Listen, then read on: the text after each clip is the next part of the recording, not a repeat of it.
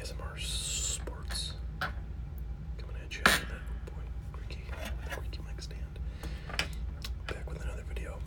The heat is on in the background, and I'm in the upper Midwest. Right now it's very late December, and we've got a cold spell, and it is wicked cold, as we would say out in Boston, which is not where I am. Yeah, the heat is basically running continuously at this point to keep the home at a reasonable temperature, which, is certainly not optimal. It probably means I need better insulation and or more efficient heater, but it is what it is.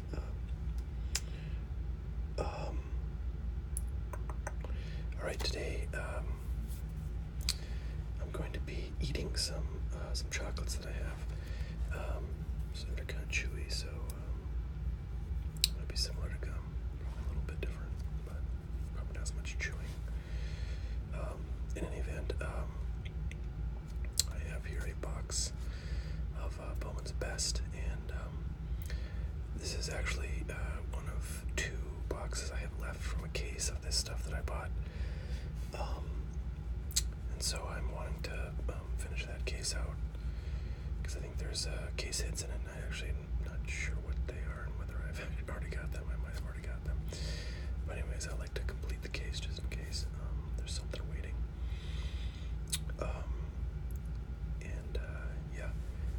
This is like the third case I've ever opened.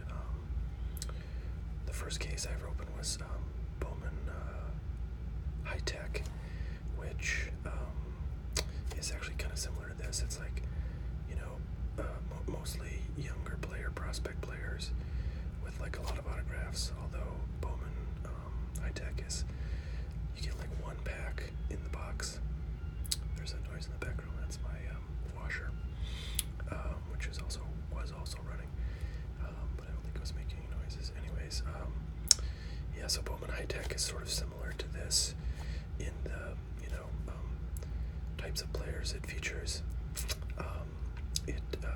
But it's less cards. So like, there's 4 autographs in a box of that, but I think there's only like 10 cards that you get in a box. So it's sort of a lot of, autographs per cards. Whereas Bowman's Best is a little bit more like something like Bowman Chrome or Topps Chrome, which is to say there's a lot more cards that do not have autographs than in the case of Bowman High Tech. But there are still 4 autographs per box. So boxes of this stuff run about $110 to $120.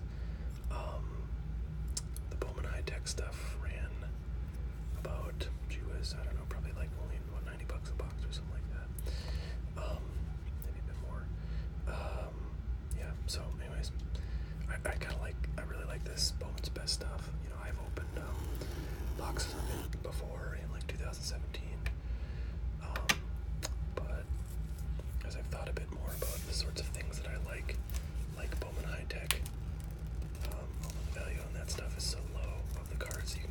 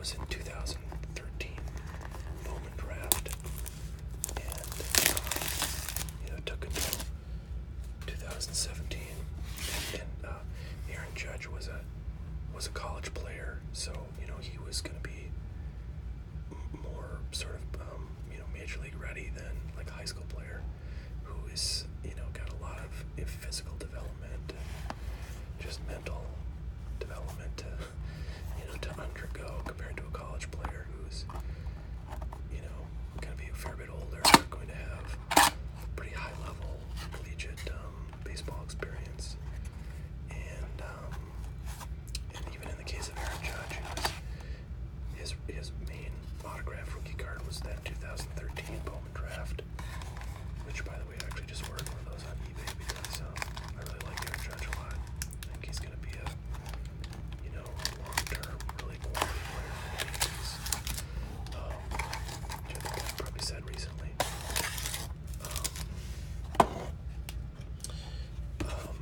Anyways, so it took 4 years for Aaron Judge, who was this big collegiate player. Look how dry my hands are. That's what happens when the heat's on 24 hours a day. It really dries you out in the winter. So in any event, what I'm getting in this 2018 Bowman's best than what I would get in the 2018 Bowman draft, may not really pay any dividends until like 2021 or beyond, since a lot of the draft players were high school picks. Anyway, so it's very interesting stuff.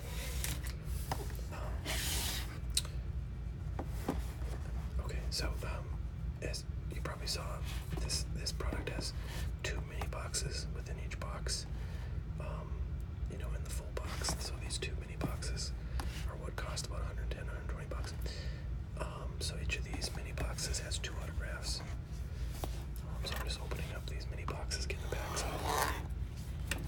And there'll be 4 autographs total. This product.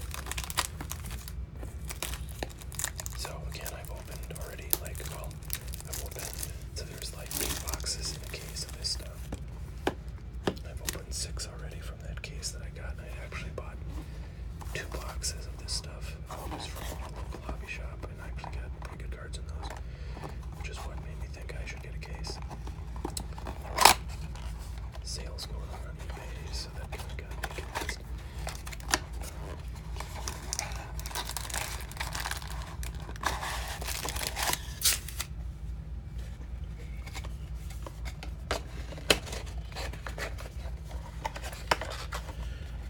All right. So we'll get these in stacks. Having so much fun here. I don't know if I'll get to my chocolates here, but let me get a bite.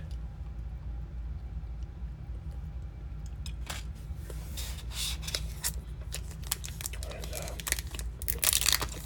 here's where I'll put my disclaimer. If you're watching this, wondering why I'm whispering, why I'm eating things, it's because this is a video for people who are interested in ASMR. If you don't know what that is, you should look it up. But basically, some people like to listen to people whisper and make noises of chewing and tapping and crinkling and whatever. So that's the focus of this channel. Not so much just the baseball cards, although we have a lot of fans, I think, on this channel that are into both. So here we go.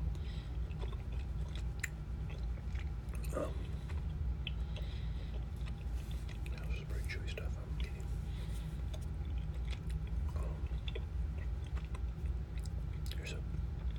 Here's a base card. So this is just a base chrome card of Luis Severino, and there's sort of the stars, of each team are in this set, and then all the prospects. So there's 2 stars, Luis Severino and Joey Votto. And then this is one of the subsets, best performers. Ozzie Albies rookie card. That's kind of a chrome or a refractor. I don't think these say refractor. There's another subset early indications also of all those raw refractors. And then this is a refractor of the base, or of a sort of base card.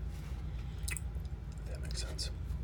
And these say refractor on the back. So you can see why this is kind of a fun set. I mean, everything in here. Okay, obviously, like Joey Votto and Luis Severin don't have a lot of resale value, but you know, if you like those teams, those are cool cards to get. And then Francisco Lindor, of course, is a major star. And then you got 2 prospects. So it's like the whole thing is there's no commons basically in this product, which I like. As I think people have opined in the comments sometimes, I'm kind of judgmental about players, just because, you know, and I know I am, and I don't mean to be a dick. You know, not that anybody gives a rat's ass what I say, but you know, my fandom of baseball really is largely based in, you know, being a collector from when I was a kid onward. So I sort of think of, you know, the game in from the perspective of, you know, the sports card world, and you know, I was just thinking there are a lot of really great players out there, like, you know, Paul Goldschmidt is a great example, or even like Nolan Arenado, who has been getting a lot more attention lately because he's just had a really great season. But there's a lot of these players who, you know, they aren't on major market teams, or you know, they've been around for 4 years or whatever. So people are just not, people who collect cards are just not interested in those players so much because, you know, the sort of window where there is speculation about whether a player is gonna blow up or not has passed. Like, there are known quantities, so there's not a lot of hype or speculation driving value, so their cards aren't worth much, or they're in a sort of a minor market, and there just aren't enough people to drive demand. So even though the player is really good, you know, and might get like a really big contract from you know, their next team, or you know, a lot of value in a trade, like in sports cards, their cards are worth, like, you know, next to nothing. Like Paul Goldschmidt, like nobody wants Paul Goldschmidt's, but that guy is a friggin' beast, you know, offensively. So I do tend to think of judge players. You know, I think I went off on Evan Gattis one time, and I was kind of pissed because I got like his autograph in a product, and you know, Evan Gattis is whatever. He's a solid kind of role player. You know, he's like what he is, like a DH kind of guy, big thumping dude. You know, who's gonna have some value, but for a team, and maybe help you win.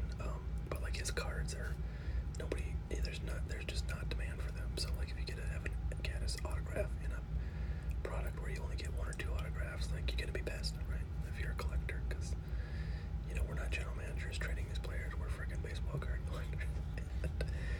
If a player doesn't have value, then you know, you don't really want to get their cards when you could have gotten a card of somebody else. So anyways, like here's an example: Nick Williams, right? Rookie card. This is a numbered card. You'd much rather have a numbered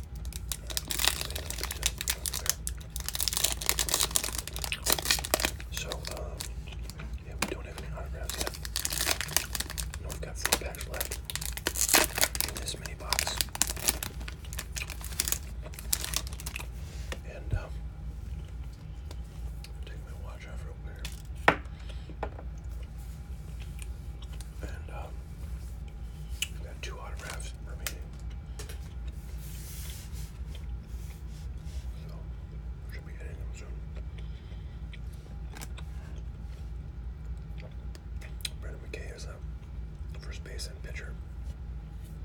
Just kind of like Shohei Ohtani, and that he's a sort of two-way star. He can pitch and play and hit fairly well. Got an autograph of him in an earlier box that I opened. There's our first autograph. Noah Naylor. He's a decent prospect. He had some of his first autographs in the 2018 Bowman draft.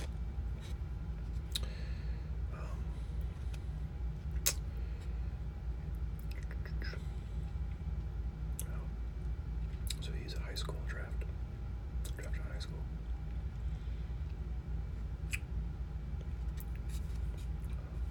Put a sleeve on this guy.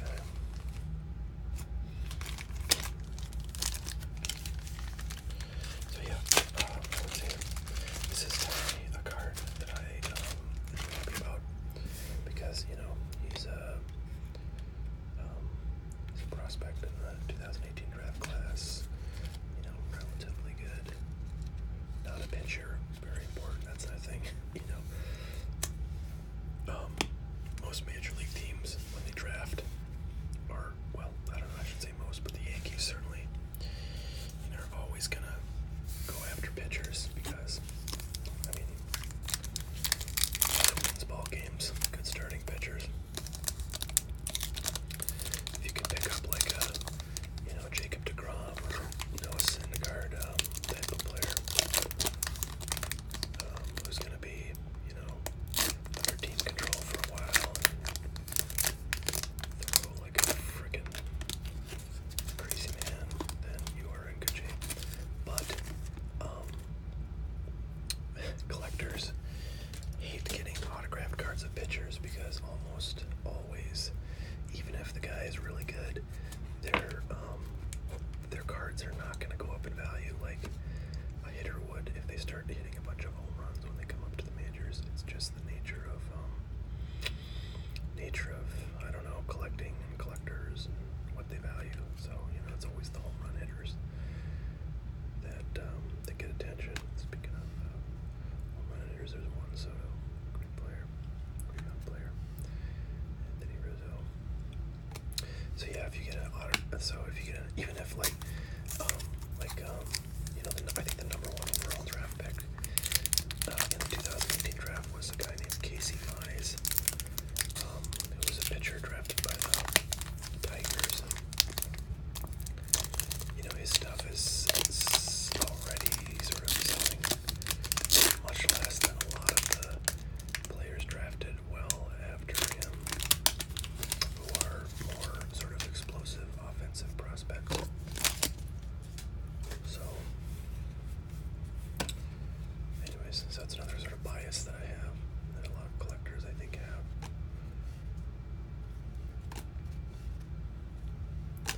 Alright, there's Kyle Tucker. He's a young prospect in the Astros organization that's been in the minors for a while, and people are really, I think, excited about what he will do in the majors.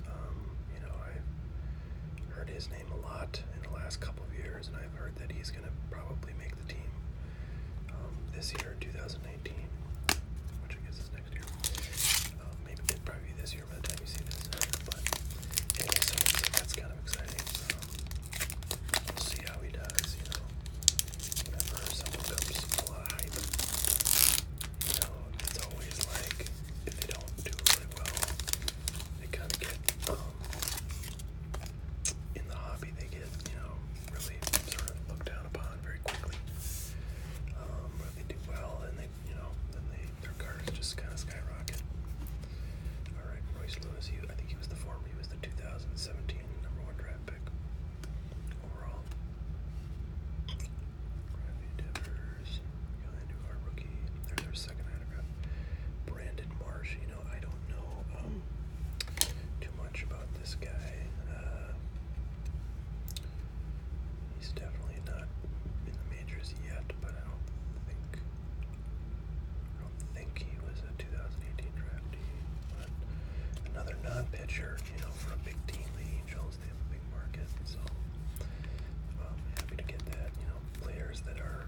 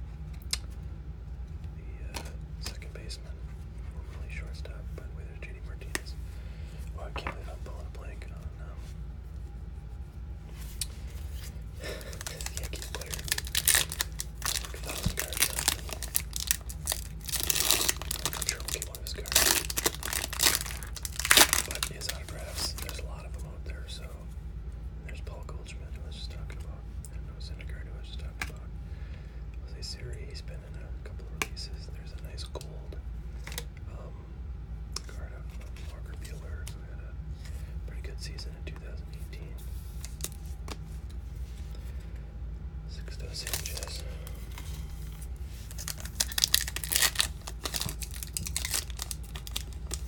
Gleyber Torres, that's what I'm thinking of. The other Yankee rookie in 2018 who did pretty well. So, I don't know if either of those two have autographs in this product. I don't think they do, but I don't know. I've not done a lot of looking. All right, there's Matthew Liberatore. He's a pretty good pitching prospect, but ultimately not one of the best cards out of the 2018 draft class that you can get.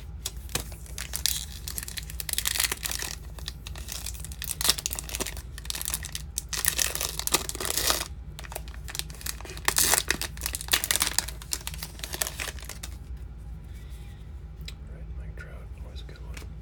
Manny Machado, will he be a Yankee?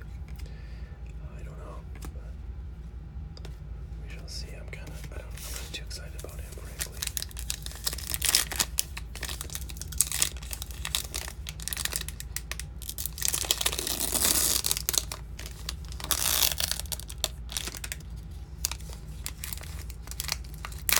Yeah, the reason I'm not too excited about Machado is he's definitely a good offensive player. I think he's pretty decent at defense. Although he's demanding to play shortstop wherever he goes. And right now the Yankees have a hole at shortstop because Didi Gregorius is out for the year with an injury in 2019. But after Gregorius is back, and I'm not sure how much time he has on his contract, but after Gregorius is back, I don't know that Gregorius is going to move to third base, and so it's like, who's going to take shortstop? You're going to have to trade somebody. So that's one problem. The other problem is Machado has some pretty big concerns with his hustle and his attitude.